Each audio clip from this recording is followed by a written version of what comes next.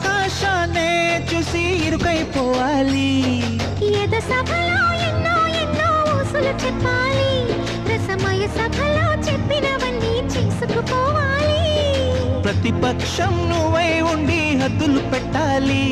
ఆ ప్రతిపక్షం నేనై ఉండి యుద్ధం చేయాలి. నా వలపు కిరీటం తలపైనే ధరించు. నీ చిలిపి ప్రతాపం నిలువెల్లా చూపించు. నీ చెనుకులకే వేస్తా నా ఓటు. నా చెమటలతో వేస్తా ఓటు. చిన్నగా చిన్నగా చిన్నగా మది కన్నులు విప్పిన కన్నెగా